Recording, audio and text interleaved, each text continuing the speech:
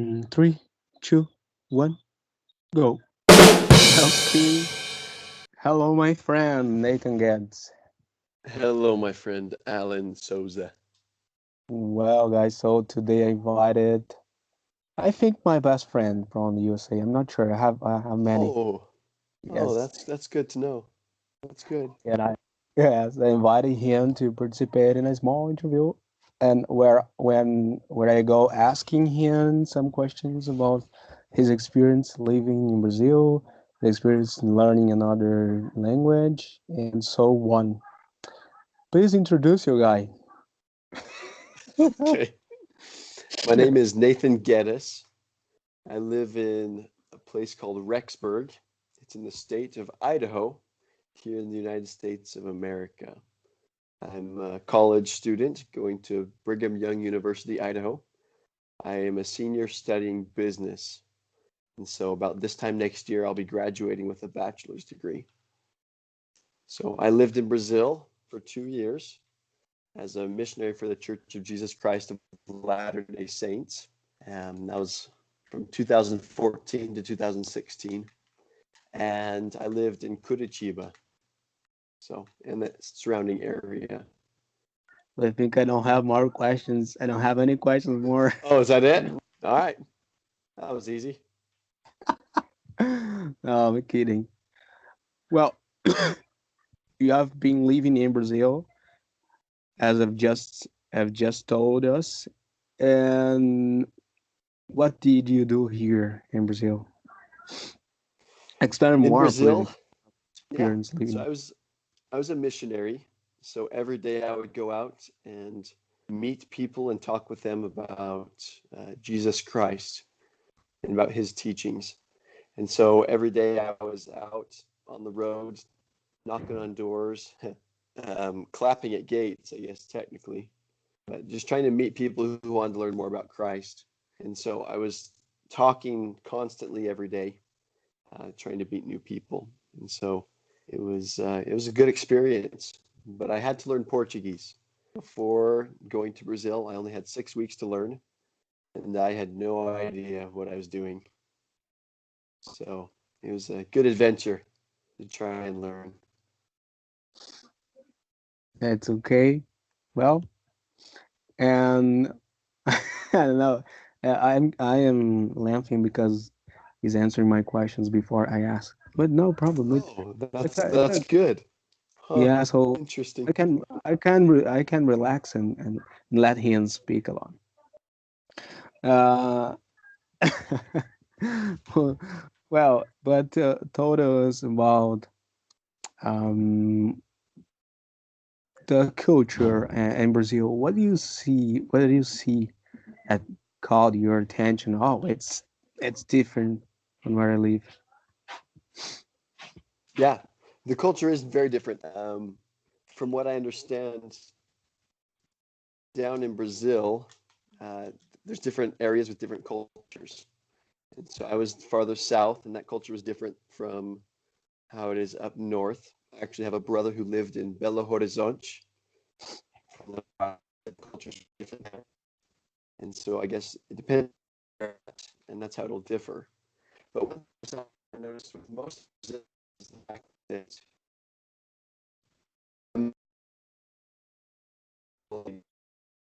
I get married, I come back home and I live with my parents. I don't know the house, maybe we'll build. And here in the United States, that's not how it is. When they graduate high school, they want to leave their parents and come back. So down in Brazil, family is very important. It's very good to stay close to your family so that you can be around them a lot. And it's pretty different in Brazil. People like getting married when they are 13 years old. Yeah. But we Yeah, don't understand. I think nobody here understand why they do that. But yeah. they just and what do you think could be better in Brazil? Um, Public transportation, culture, family, jobs, and in general, of all things you have seen? You know what I learned actually then Curitiba, I was very impressed with the public transportation. The bus system was amazing. It was great. It wasn't perfect, but it was excellent. I was impressed with that. As far as culture goes, one thing I noticed was that a lot of people just trust what they see on TV and they trust what they see online. They don't actually do their own research. So a lot of people talked about the United States. Oh, the United States is this or it's that. Uh, what I heard was a lot of things that weren't true about the United States of America. But the same thing goes for Brazil, you know. Before I went to Brazil, I thought Brazil was just the Amazon rainforest, soccer, football, and samba, you know, And carnival. That's what I thought Brazil was. Once I got down there, I realized that's not all it is. There's a lot to it. And the same thing goes with the United States. I think a lot of people culturally could do better to research about other countries and actually learn more about them, what drives them. Because here we're not just a bunch of hamburgers and we're not a bunch of racist people. uh, a lot of people told me, oh yeah, the United States is just like that TV show Everybody Hates Chris, you know? And so I realized that is not a very good representation about what it's like here in my country. And that's so, Brooklyn. yeah, that's Brooklyn. Definitely not the rest of the U.S. Uh, So, So what do you yeah, mean? What do you mean is we can't trust in all things we hear about the USA from the TV and yep, yep. You can't necessarily trust everything you hear on TV or in movies. They don't depict real life. Uh, Same thing goes for me learning about Brazil. I I shouldn't trust everything I hear. I should actually go there, visit, and do my own research. yeah. So Yeah. So you have to learn Portuguese and have to study English for 2 years. What's your yeah, experience? How was your experience trying to learn Portuguese? And what do you think was the hardest thing you have to learn? You had to learn. you know, um, Portuguese is hard because there's all the conjugations for all the verbs. English, it's not like that. It's a little different. Uh, but for me, trying to figure out Portuguese, it took about 6 months for me to really start to understand everything. And I use the word everything loosely. Uh, You Took about 6 months of me living in Brazil, being around Portuguese every day constantly before I even started understanding most of it. After about 9 months of being in Brazil, I started to speak it. I was able to speak it and get my words across that people could understand me. Now, it wasn't perfect. My grammar was pathetic. It's still pretty bad, but I was able to actually communicate. But after the 9 months, I just used all the time and effort I could to try and get my grammar better and my pronunciation better, so that I sounded less of a foreigner, less of a tourist. And what do you think was the hardest part? Listening, speaking, what was the hardest?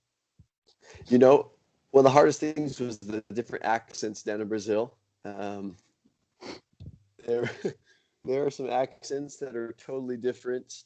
I was further down south, so it had a little bit more of the Spanish language influence, and I was a little more um, familiar with that living here in the United States of America, and so it was easier for me. But when I had some friends who were from the Northwest or Northeast, those different areas of Brazil, it was Yeah. harder to understand them. They're saying the same words, but it didn't sound the same. And so I had a hard time trying to figure that out. I think most of them were from Bahia. No, no, There were a few from the Bahia. Yep. that's Yeah. funny. Well, Yeah. It was to great. finish our interview, uh, as a native speaker, you can speak Portuguese and English, and so you can travel abroad, and Yeah. you want to want to have problems because Portuguese seems to be Spanish and English is one of the most spoken language in the world. And Yeah. but why do you think people should start English? What is the importance of speaking English nowadays? You know, people say that English is the language of business, and business is something the whole world uses. And what I think is interesting is I can travel to any country, just about, and there'll be people there who know English. For me to travel to Mexico, for example, there won't be people there speaking Portuguese, but there will be people there speaking English. If I travel over to Germany, it'll be people speaking German and English. If I go over to China, people will be speaking Chinese, Mandarin or Cantonese, and then English. And so because it's a worldwide language, it's very useful to know. And being able to communicate is huge. If you look at us as human beings, we are all about communication. That's how we live, that's how we survive, by communicating with each other. So if you're able to communicate in English to someone else who's from another country, you're able to be much happier and you'll be able to be more productive and you will be able to get along better with others if you can communicate. When I was down in Brazil, some of my hardest moments, some of the most funny, awkward, and rough times came from miscommunication between me and the Brazilians because I didn't communicate well what I was trying to say, and I didn't understand what they were saying. And so it was just hard because we didn't know what each one was saying. And so if you have a chance to learn English, do it. It's great. It'll give you many opportunities to do other things in the future. That's okay. I like to agree to thank you for um, talking to us. And Yeah. when you come to Brazil, bring chocolate and candies for us. All right. All right. Sounds good. Sounds good. I'll try it.